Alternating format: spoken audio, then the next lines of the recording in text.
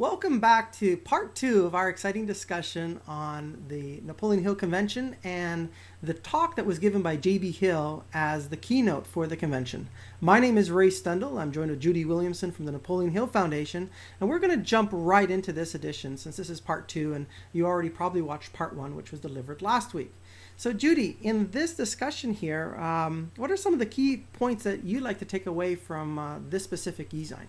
Well, we talked a little bit about some of the characteristics of change and how we kind of massage our personalities and our character into creating a person that we want to become. And you were kind of picking at what I wrote today a little bit, and you looked at that word ego. And I said in paragraph 3 of the Ezine that each of us battles with our ego daily. And you kind of didn't like that statement. You said, I work on developing my ego. I like who I am, and I find that that's my best foot forward in the world. And I agree with you.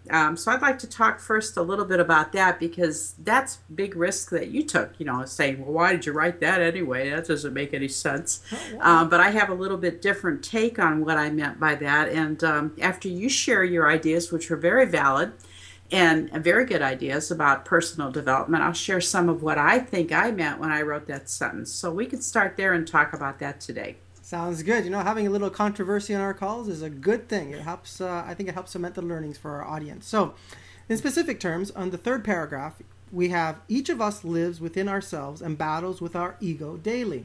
So the reason that I was quite sensitive to the word ego is that I've noticed over the last 10 to 15 years, the definition that most people have of this word has changed, and changed quite a lot. If we take a look at the root of the word, as you know, it comes from the Latin, and the Latin first person singular pronoun equivalent to English I. And I'm just looking down at some notes I have. And we can also associate this with the self-image and self-esteem. So ego is very synonymous with self-image and self-esteem. Therefore, when we think about developing the ego, we think about having a healthy self-image, a healthy self-esteem.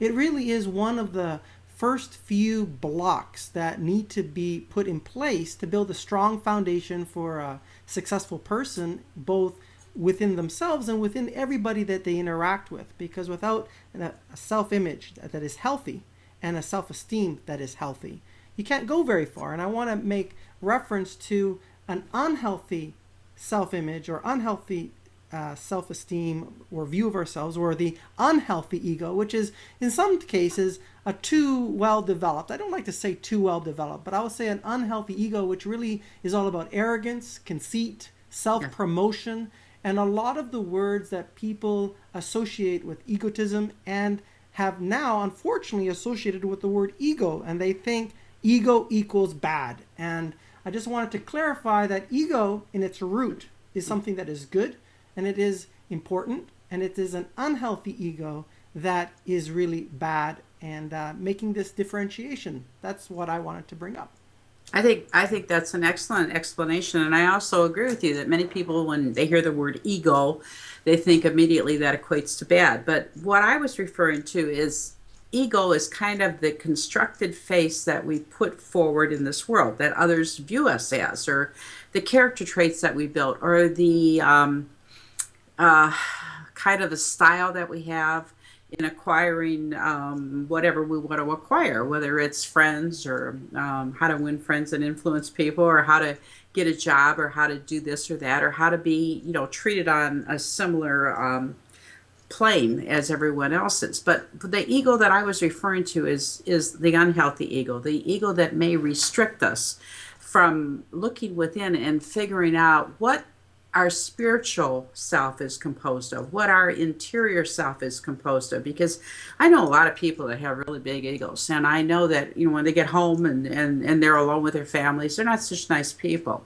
And I look at them and I think, wow, you put such a strong positive face to the world, but then that's really not who you are. And oftentimes we wonder why those people aren't satisfied with themselves. And I think it's because they haven't matched their persona that they put forward to the world with their spiritual potential that they have inside of them. And so sometimes our ego prevents us from doing whatever it is that we should be doing. Maybe our ego says, make money, make money, make money, get out there and do what you need to do. And maybe our spiritual side says, maybe you should do some community awareness work and not get paid for it. Maybe you should take some risk and do something that's a service project. Maybe you should do some time out. Maybe you should do time away or something, and balance this. And when we achieve a balance and equilibrium, we're usually happier with ourselves. We create more of a stream of consciousness type of feeling within our personal embodiment, and we become more in equilibrium. What I want to say is that you often hear the story about it. We're like a person who could put their finger in the water and watch the ripples, and when your finger is pulled out, everything goes away. When our life goes away, what are people going to remember us for? Is it going to be the ripples that we made, or the things that we created that weren't so nice, or the good things that we did to share with society? And think about the people that you admire, people whose biographies you read. And there's a lot in the news about that today, because one prominent person said he admired somebody that other people don't admire. I guess we can choose who we admire if we find some good in their character, and that good has to be serviceable for others too. But think about people you admire and ask yourself, how big was their ego, or what ego did they present to the world? And I think it's your face to the world. But Ray, I personally think you've made a fine distinction in saying healthy, unhealthy ego.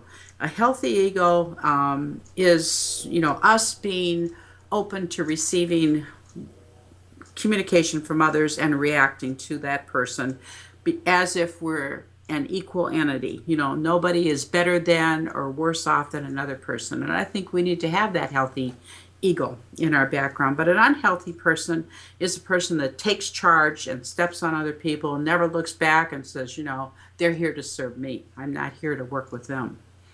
So, that's the distinction I have. And I agree with what you had to say there, because when we specify it in terms of the unhealthy ego and give this context, I think that's an important point. And another thing that jumped out at me was it's really about being authentic and transparent in who we are at home, who we are in the business world, who we are with our friends, realizing that we don't have to impress others. We need to express who we are, and we express ourselves through our work, we express ourselves through our actions, we express ourselves in the way in which we treat other people. And really it is that actions and behavior and our habits that are worth so much more than being able to say one thing to one person and say something else to others. And really we are measured by how we behave and how we treat other people. Mm-hmm. And I think moving forward, both in personal life but also in business life, we're moving into a new age. And this new age is this age of transparency and this age of being accountable transparency.